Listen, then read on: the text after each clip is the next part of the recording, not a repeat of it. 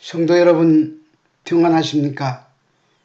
세상은 요란스럽고 흉흉한 소식이 끊어지지 않고 있지만 하나님의 백성들은 그러한 가운데서도 하나님께서 부어주시는 평안을 누려야 하는 자들입니다. 예수께서 십자가에 달려 돌아가신 뒤에 제자들은 두려움에 떨면서 한 곳에 모여 문을 안으로 걸어 잠그고 있었습니다. 그때 제자들 가운데 나타나신 주님께서 평안하뇨 하고 물으십니다. 몰라서 물으신 것이 아닙니다. 어떠한 두려움 가운데서도 너희는 평안해야 한다는 말씀을 그렇게 하신 것입니다. 지난번에는 포도주가 떨어진 잔치집이라는 주제로 말씀을 드렸습니다. 오늘은 같은 혼인잔치 이야기 속에서 7번째 돌 항아리라는 주제로 말씀드리도록 하겠습니다.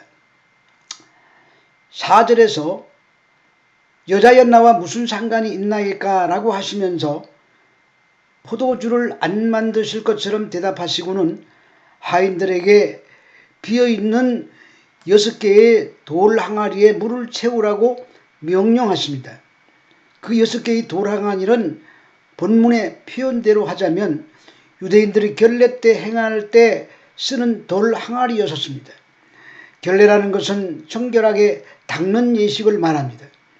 유대인들은 밖에 나갔다가 들어왔을 때 혹은 식사하기 전에 반드시 손과 발 그리고 몸을 청결하게 닦아야 했습니다. 그것은 율법도 아니고 그냥 장로들의 유전이었었습니다. 그럼에도 그들은 열심히 그 청결 예식을 행함으로 자신이 구원받은 사람으로 착각하고 살아가고 있었습니다. 그런데 그 돌 항아리가 빈 항아리였었습니다. 장로들의 전통을 그토록 소중하게 여겼던 유대인들이라면 그 항아리는 항상 맑은 물로 가득 차 있어야 마땅했습니다. 그 비어있는 돌 항아리들은 예수 그리스도로 결론 지어지지 않은 형식주의에 빠진 생명력 없는 유대교를 고발하는 것입니다. 물도 채워지지 않은 정결 예식 항아리입니다. 복음과는 전혀 상관없는 열광적인 종교 행위에 광분하는 사람들이 바로 물도 채워지지 않은 돌 항아리들에 해당될 것입니다. 주님은 그 돌 항아리에다가 물을 가득 채우라고 하십니다. 그리고 그 물을 맛 좋은 포도주로 만들어내십니다.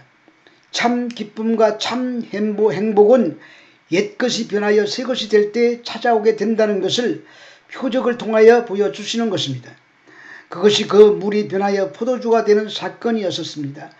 그래서 수상집 같았던 잔치가 될 뻔한 그 잔치가 더욱 흥겨운 잔치로 변하게 되는 것입니다. 성경에서 포도주는 주로 기쁨, 잔치, 희락을 상징합니다. 심지어 랍비들의 의록에는 포도주가 없으면 기쁨도 없다라는 말까지 있습니다. 그 정도로 유대인들에게 있어서 포도주는 기쁨의 상징이었습니다. 성경은 지금 형식뿐인 유대교를 참 기쁨을 상실한 잔치집으로 비유하고 있는 것입니다.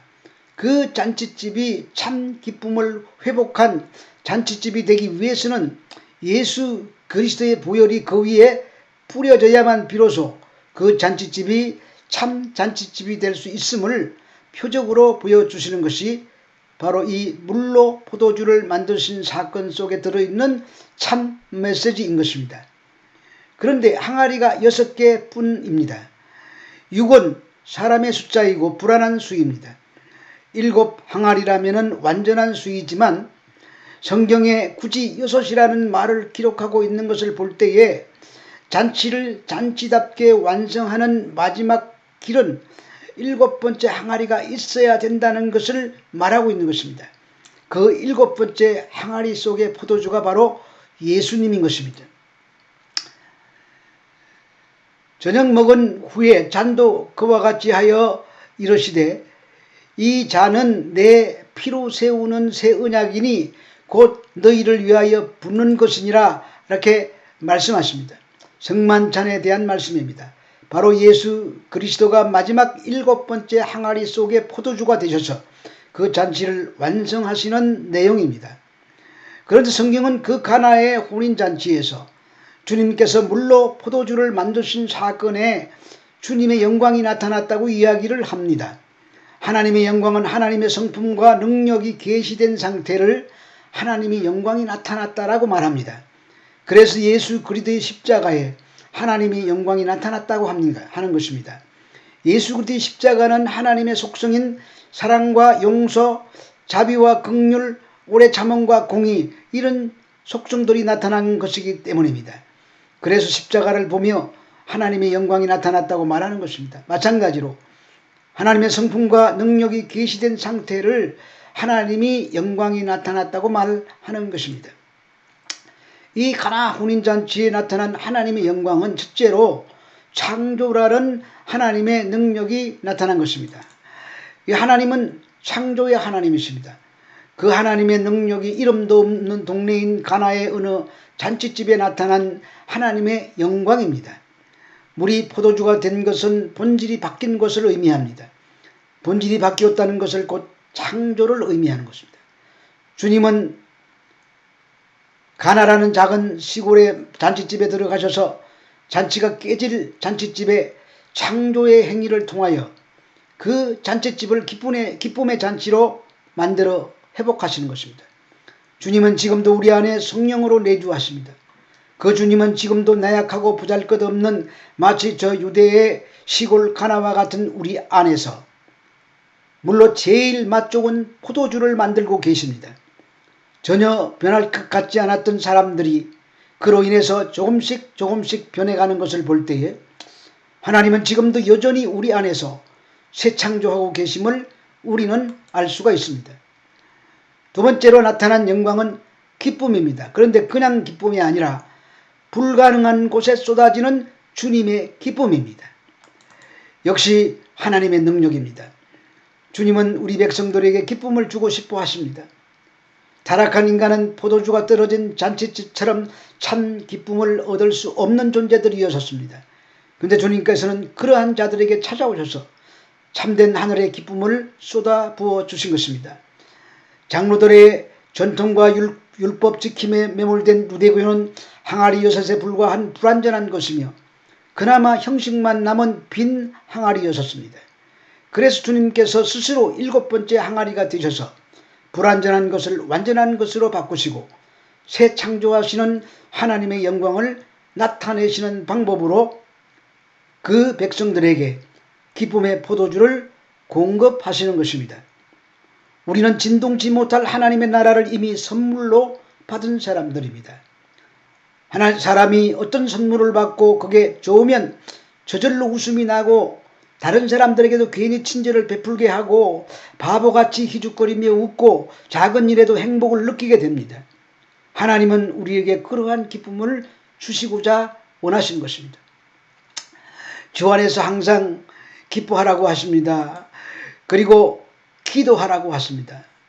그러면 구하는 것을 모두 다 들어주심으로 기쁨을 회복시켜 주신 것이 아니라 우리의 마음과 생각을 지켜서 기쁨을 주시겠다고 하십니다.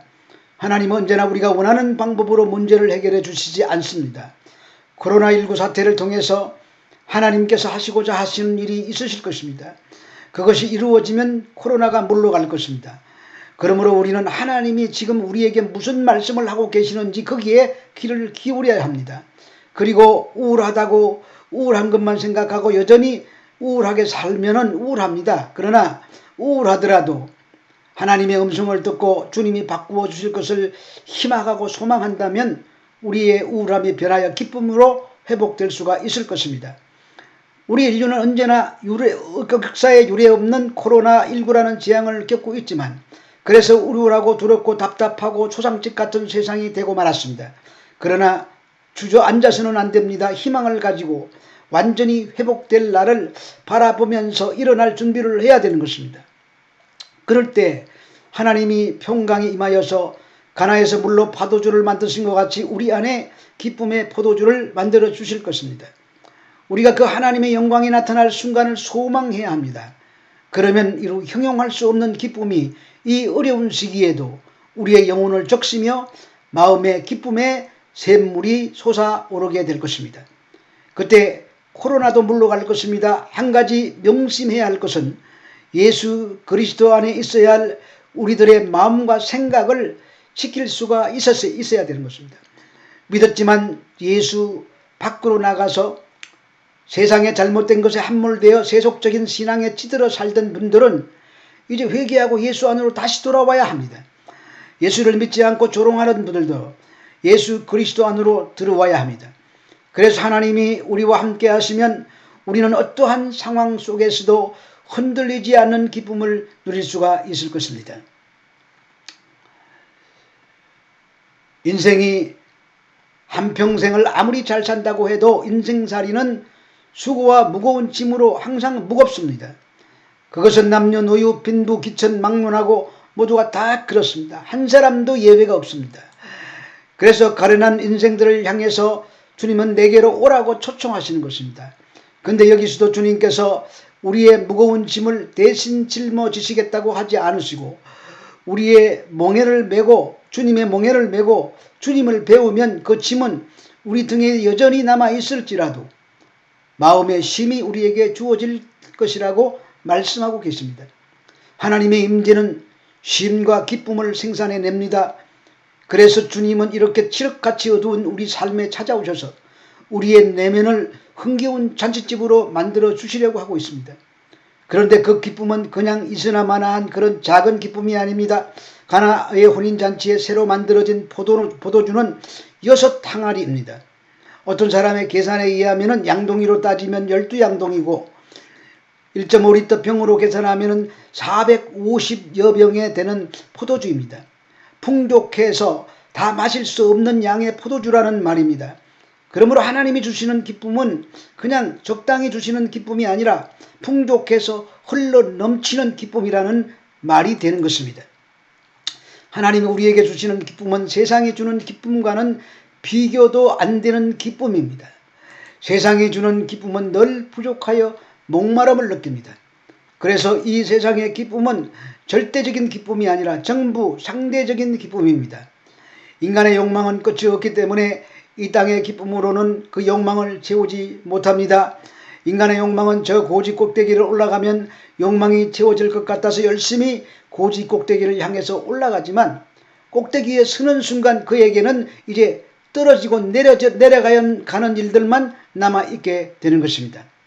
뿐만 아니라 내가 욕망을 채웠다고 만족하는 순간에 내 옆에 있는 또 다른 사람들이 나보다 더 높은 고지를 점령하는 것을 보게 되면 나는 상대적으로 다시 그 높은 고지를 향해서 달려가게 될 것이지만 또다시 굴러떨어지는 그런 슬픈 운명을 맞이하게 될 것입니다.